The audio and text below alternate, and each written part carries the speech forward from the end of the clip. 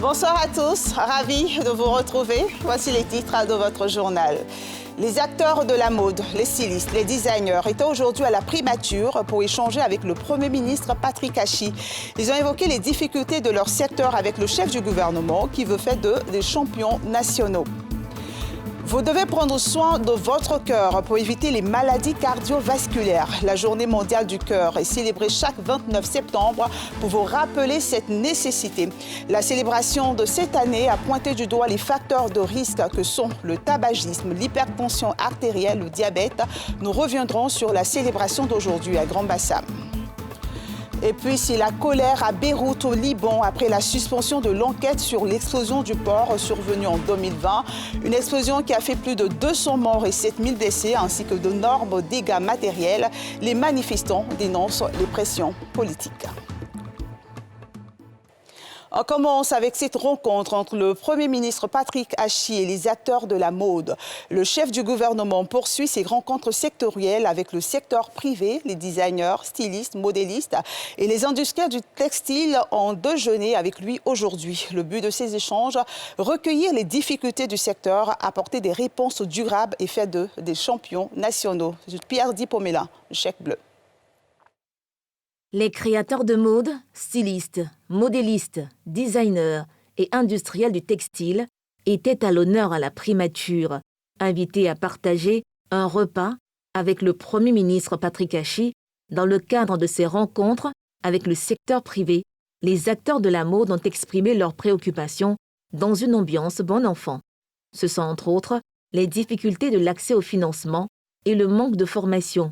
Patrick Achi a indiqué la volonté du gouvernement à valoriser l'industrie de la mode afin que celle-ci contribue davantage à l'économie nationale. Le défi majeur, c'est de créer 8 millions d'emplois dans la dizaine d'années qui viennent. Ces emplois, ce n'est pas l'État qui va les créer.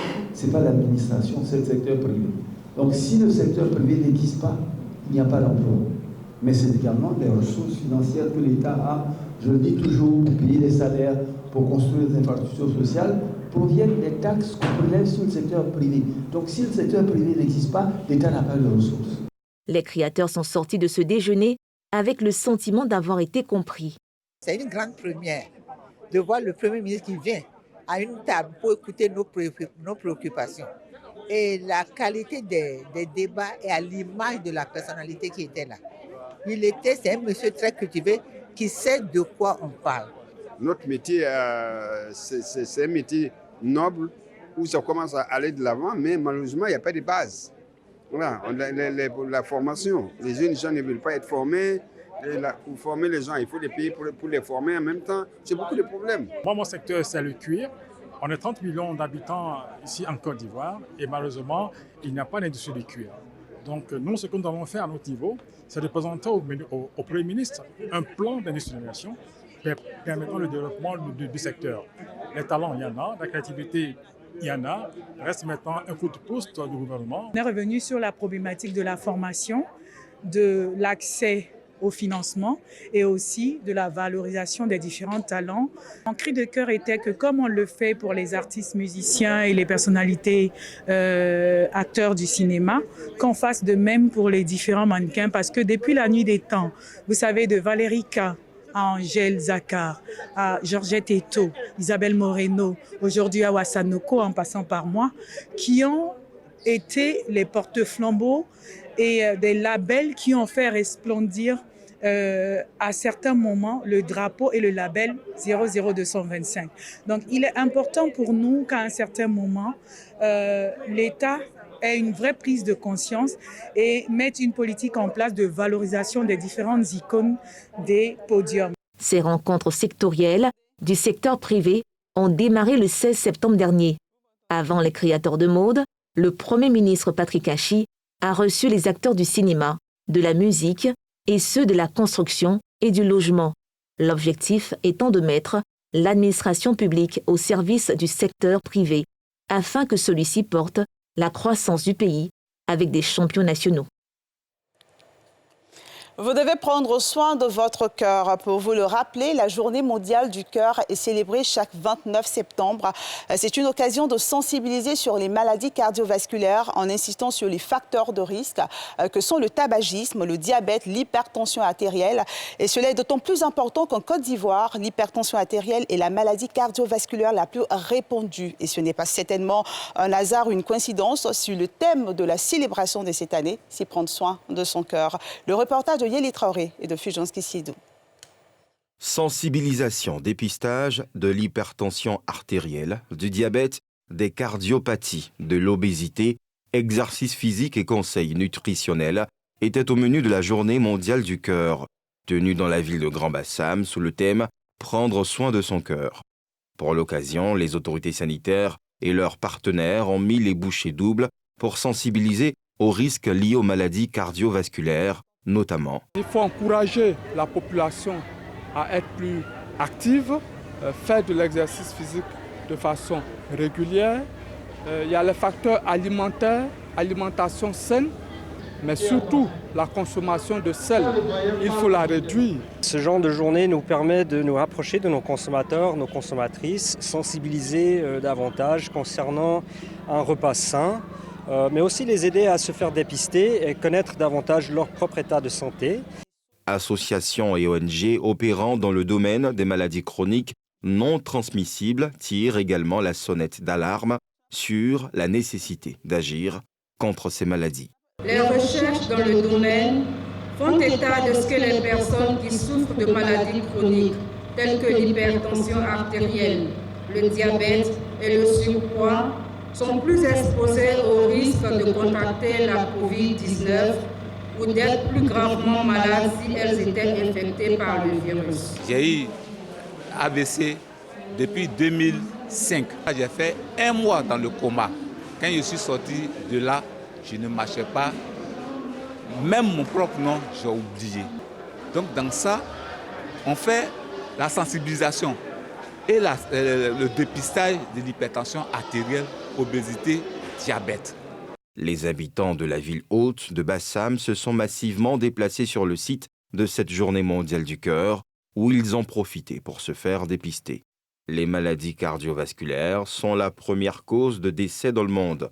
En Afrique, 1 million de décès sont recensés par an.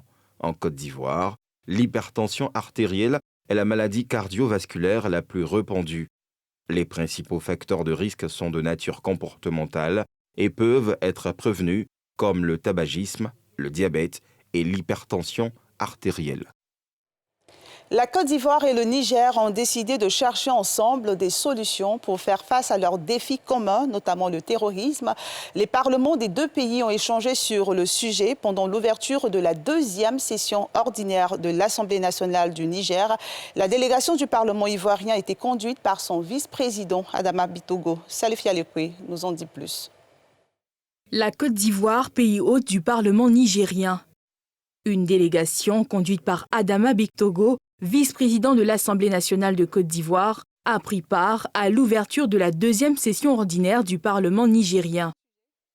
À cette tribune, présidée par son président Oumarou Seni, qui a eu pour cadre le palais des congrès de Niamey, Adama Bictogo a exhorté les parlementaires nigériens, de même que ceux des autres pays de la sous-région, à une mutualisation des réflexions pour faire face aux nombreux défis, notamment sécuritaires et sanitaires.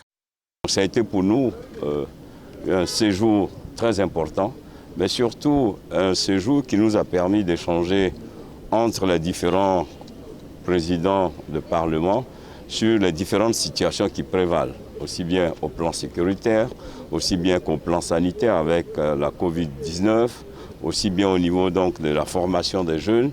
C'est donc dire que les différents parlements qui se sont retrouvés ici, les différents présidents, sont allés au-delà de la cérémonie pour faire valoir le principe donc de la réflexion sur les nouveaux défis qui se présentent à notre Afrique. Les délégations invitées à cette séance inaugurale ont échangé avec le président nigérien Mohamed Bazoum. Par ailleurs, en marge des travaux, le chef de la délégation ivoirienne et ses collaborateurs ont rencontré des représentants de la communauté ivoirienne au Niger, forte de plus de 5000 personnes. Ceux-ci ont été invités à contribuer à la bonne entente entre la Côte d'Ivoire et leur terre d'accueil. L'ancien président Laurent Gbagbo demeure le référent politique de l'Union des nouvelles générations. Les militants de l'UNG ont dit oui au projet de l'ex-président de créer un nouveau parti politique. Réunis à l'occasion d'un congrès extraordinaire convoqué par le président fondateur Stéphane Kipré, les principales instances du parti d'opposition ont acté la dissolution de leur instrument de combat politique au profit de la nouvelle formation politique annoncée depuis quelques temps. Le reportage d'Otier Médondier. L'UNG, Union des nouvelles générations, donne suite favorable à l'appel de rejoindre le nouveau parti de son référent politique, Laurent Gbagbo. Réunis en congrès extraordinaire, délégués et membres des instances disent oui à l'absorption dans le nouveau parti. Ceux qui tuent couronnent le lobbying et plaidoyer du désormais ex-président de parti relativement au souhait de rallier les rangs de la formation politique envisagée. Je vous invite à faire confiance au président Laurent Gbagbo. Chers amis, je connais l'homme. C'est un leader éclairé.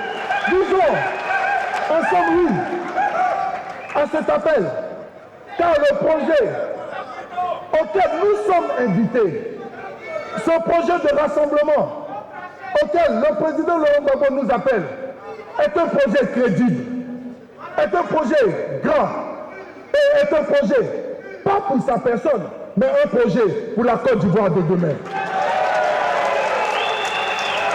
Disons ensemble oui à cet appel.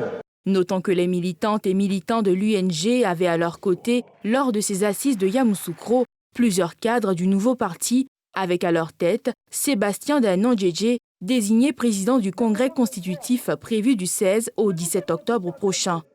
Rencontre qui doit porter officiellement sur les fonds baptismaux le nouveau parti dont l'annonce a été faite par l'ex-président Laurent Gbagbo le 9 août dernier. Je vous invite à faire un tour dans les quartiers visités dernièrement par le ministre de l'Hydraulique. On ira dans les communes de Yopougon, d'Atekoubé et d'Abobo. Le ministre y était pour s'assurer de la bonne exécution des travaux de fourniture en eau potable à travers le projet Amélioration des performances techniques et financières du secteur de l'eau potable, démarré en mai 2020. Le gouvernement prévoit raccorder au réseau d'eau potable 155 quartiers et sous-quartiers non canalisés. Pour avoir un compteur d'eau, il faut débourser 10 000 francs CFA. Le reportage de Brice Yanwa et de Fulgence Kissido. Le manque d'eau potable est encore présent dans plusieurs quartiers d'Abidjan. Yopougon, Ndokwa, dans cette cour, les jeunes filles se partagent l'eau de pluie recueillie pendant la nuit. Cette eau est une manne qui leur permettra de faire face au manque d'eau potable dans ce quartier, a indiqué leur grand-mère. On paye l'eau toujours au dehors. En tout cas, vraiment, on est fatigué de payer l'eau. Je suis obligé d'utiliser l'eau de pluie. Quand je bois, les d'autres disent que ce n'est pas bon, ça donne maladie. Le constat est le même à Mosikro, un quartier de la commune d'Atekoubé. Le manque d'eau potable est si accru ici que ces jeunes filles parcourent une longue distance pour s'approvisionner chez leur tante. Le temps n'a qu'à revoir à faire de l'eau là. On s'en va chez les gens, c'est pas tout le monde qui veut nous donner de l'eau. Un appel qui pourrait trouver réponse dans la mise en œuvre du projet Amélioration des performances techniques et financières du secteur de l'eau potable.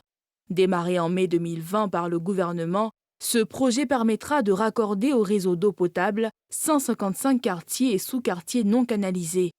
Pour s'assurer de la bonne exécution des travaux, le ministre de l'Hydraulique est sur le terrain.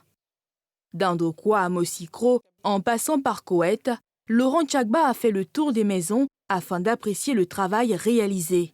Je suis venu sur le terrain pour contrôler si le travail est bien fait et me rassurer que l'objectif que le président voulait atteindre par ce financement est atteint. 10 000 francs, c'est la somme qu'il faut débourser pour avoir son propre compteur au cours de ce projet. Les populations présentes à cette cérémonie ont pris d'assaut les stands de la SODECI installés pour l'occasion. Pour ceux qui l'avaient fait plus tôt, on peut déjà voir l'eau sortir de leur robinet. La pression de l'eau vient propre. On se lève tout tôt. En tout cas, tu lèves le matin, tu as ton eau. La nuit, tu as l'eau. Maintenant, tu ne fatigues plus. En diminuant le prix de l'abonnement, je pense qu'il a fait un grand pas. Donc cela, nous, vraiment, va nous au droit au cœur. Cette visite de terrain s'est poursuivie aujourd'hui à Akekwa et Sagbé, 2 quartiers de la commune d'Abobo, avec le même programme et dans une conviviale ambiance. On a eu l'eau! On a eu l'eau! On est très contents, c'est pas ce qu'il y a à dire, mais on n'a pas les mots, nous manque actuellement. Elle prendra fin demain à Port-Boué. Selon Laurent Tchagba, le projet APTF est déjà à 70%. Il sera entièrement réalisé d'ici 2022 et impactera plus d'1 600 000 personnes. Si je vous dis Makori, Maroc ou encore 2 plateaux, vous penserez tout de suite à des quartiers de la ville d'Abidjan. Pourtant, ce n'est pas le cas. Il s'agit des quartiers de la ville de Bouaké. Les quartiers d'Abidjan n'ont plus l'exclusivité de ces noms. La situation irrite la municipalité de Bouaké. Elle annonce dans la foulée des actions pour mettre fin à ce qu'elle considère comme une anarchie. Thiemé Danger et Fulgence Kissédou se sont intéressés à ce sujet. Bouaké, capitale du centre ivoirien. Grande métropole avec plusieurs quartiers au nom puisé du terroir local. On relève entre autres Aounyansou, Ngatakro, Tolakro ou encore Assoumankro. Mais l'extension de la ville voit naître de nouveaux quartiers au nom copié sur la capitale économique Abidjan. Ce phénomène d'abidjanisation de la 2e ville du pays est constaté dans ce premier quartier jouxtant le corridor nord. On est là depuis 2012. On avait un truc qu'ils ont nommé ce quartier-là. C'est un quartier, il est connu aussi. Il y a plein qui connaissent le quartier-là. Quand tu dis quartier Maroc, c'est rare qu'on dit que je ne connais pas ce quartier. Quand tu vois les constructions, vraiment, tu sais que c'est le quartier Maroc. Le quartier-là, il y a les belles constructions dedans. Le nom-là même, vraiment, ça nous intéresse beaucoup. Le fait, méconnu des services municipaux, prend de l'ampleur au point de s'afficher au grand jour sur ces encarts publicitaires. Une découverte pas au goût de cet élu municipal. Quartier Maroc, c'est pas choquant ça? Bouaké, c'est une ville organisée, avec des structures organisées. On ne peut pas mettre n'importe quel nom comme ça sur un quartier, c'est choquant. Cap sur ce taux de quartier baptisé Makori. Même réalité dans une zone où poussent comme des champignons, immeubles et villas cossues. Nous sommes au quartier Makori de Bouaké, précisément vers le corridor. Le nom Makori même, c'est propre. On est vraiment content d'avoir ce nom dans ce quartier. Bienvenue à Makori. On n'est pas à Abidjan ici. On n'est pas à Abidjan ici. Mais je pense que la mairie va prendre ses responsabilités. La commission domaniale va travailler de sorte que tout ça change. On va changer tous les noms. Nous allons prendre nos responsabilités. Maintenant, ça suffit. À moins d'1 kilomètre de là, cet autre nouveau quartier enfile le même habit. Son nom de baptême, Petit Paris, au désarroi de l'adjoint au maire qui annonce des mesures. Ce train doit arriver ici, c'est Petit Paris? Non, non, non, non, non, c'est Bouaké. C'est pas Petit Paris, c'est Bouaké. On ne peut pas faire ce qu'on veut dans cette ville. Il y a des règles à respecter et ça, je pense que ça va changer. Nous sommes en train de préparer un certain nombre de noms. On va changer ces noms de ces quartiers, de sorte que ces quartiers soient à Bouaké, qu'on sente qu'on est à Bouaké, qu'on n'est pas à Paris, on n'est pas au Maroc, on n'est pas, je ne sais pas, à Kidal ou ailleurs. Première grande ville de l'intérieur du pays, Bouaké fait face à une démographie incontrôlée perceptible à travers l'émergence de zones urbaines anarchiques dans ces quartiers au nom de baptême hérités d'Abidjan.